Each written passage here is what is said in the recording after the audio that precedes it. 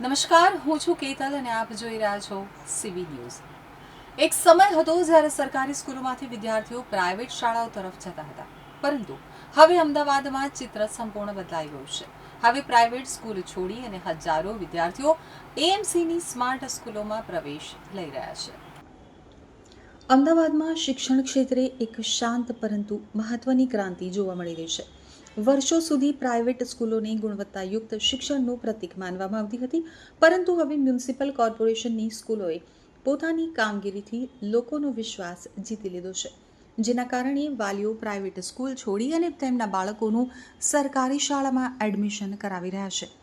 એક સમયે સરકારી શાળાઓમાં માત્ર આર્થિક રીતે નબળા વર્ગના બાળકો જ ભણતા હોવાની માન્યતા હતી, પરંતુ હવે ઉચ્ચ શિક્ષિત અને સારા વ્યવસાય સાથે જોડાયેલા પરિવારો પણ પોતાના બાળકોને કોર્પોરેશનની શાળામાં પ્રવેશ અપાવી રહ્યા છે.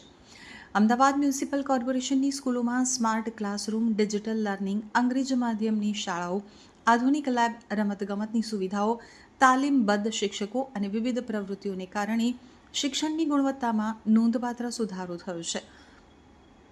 તો અમદાવાદ મ્યુનિસિપલ કોર્પોરેશનની શાળાઓમાં કુલ 31,000 જેટલા વિદ્યાર્થીઓએ એડમિશન લીધું છે. આ આંકડો પણ ગયા વર્ષ કરતાં ખૂબ જ વધુ છે. તેમજ થલતેજ, બોડકદેવ સહિતની સ્કૂલોમાં એડમિશન માટે વેઇટિંગ ચાલી રહ્યું છે. અમદાવાદ મ્યુનિસિપલ કોર્પોરેશનની શાળાઓમાં આધુનિક સુવિધાઓ સાથે બાળકોને શિક્ષણ આપવામાં આવતું હોવાથી સારી કંપનીમાં કામ કરતા વાલીઓ પણ તેમના બાળકોના એડમિશન પ્રાઇવેટ સ્કૂલને બદલે કોર્પોરેશનની સ્કૂલમાં કરાવી રહ્યા છે. વાલી એકતાબેન રબારીએ જણાવ્યું હતું કે પહેલાં મારો દીકરો રાણીપમાં પ્રાઇવેટ સ્કૂલમાં અભ્યાસ કરતો હતો. 3 વર્ષ સુધી રાણીપમાં આવેલી પ્રાઇવેટ સ્કૂલમાં તેને અભ્યાસ કર્યો છે, પરંતુ તેનું શિક્ષણ બરાબર લાગ્યું નહીં અને ખર્ચ પણ ખૂબ જ વધી જતો હતો. યુનિફોર્મ, પુસ્તક સહિતની વસ્તુઓ બહારથી લાવવી પડતી, જેના કારણે તેનો ખર્ચ ખૂબ જ વધી જતો. તો વધુમાં એકતાબેન રબારીએ જણાવ્યું હતું કે અનુપમ પ્રાથમિક શાળામાં સ્માર્ટ બોર્ડ દ્વારા શિક્ષણ આપવામાં આવી રહ્યું છે. કમ્પ્યુટર ક્લાસ, લાઇબ્રેરી અને રમતગમતના સાધનો પણ વિદ્યાર્થીઓને આપવામાં આવે છે, જેથી આ બધી સુવિધાઓને જોઈ અને પ્રાઇવેટ સ્કૂલમાંથી સરકારી શાળામાં એડમિશન કરાવ્યું છે. તો આઈટી સેક્ટરમાં એન્જિનિયર તરીકે નોકરી કરતા આશિષ પ્રજાપતિએ જણાવ્યું હતું કે હું આઈટી ઇન્ફ્રાસ્ટ્રક્ચરમાં પ્રાઇવેટ જોબ કરું છું. મારો દીકરો પહેલાં પ્રાઇવેટ સ્કૂલમાં અભ્યાસ કરતો હતો, અત્યારે તેનું સરકારી સ્કૂલમાં એડમિશન કરાવ્યું છે. પ્રાઇવેટ સ્કૂલનું ભણતર અને અમદાવાદ મ્યુનિસિપલ કોર્પોરેશન સ્કૂલના ભણતરમાં ઘણો તફાવત જોવા મળ્યો છે.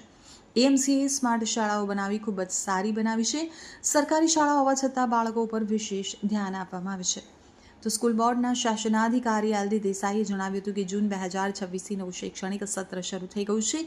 કન્યા કેળવણી અને શાળા પ્રવેશોત્સવ દરમિયાન અનેક વિદ્યાર્થીઓના પ્રવેશ શાળાઓમાં કરવામાં આવે છે, તેમજ ડ્રોપઆઉટ થયેલા બાળકોને પણ ફરી પ્રવેશ આપવામાં આવે છે.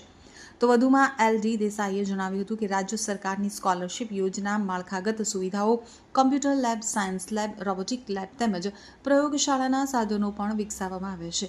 બાળકોની રમતગમત માટે પણ સુવિધા ઊભી કરવામાં આવી છે. નમો લક્ષ્મી, નમો સરસ્વતી સહિતની યોજનાઓનો પણ વાલીઓ લાભ લઈ રહ્યા છે, તેમજ વાલીઓનો પણ સરકારી શાળા તરફ ઝુકાવ વધી ગયો છે. નવી શિક્ષણ નીતિ મુજબ વિદ્યાર્થીઓને શાળાઓમાં અભ્યાસ કરાવવામાં આવે છે.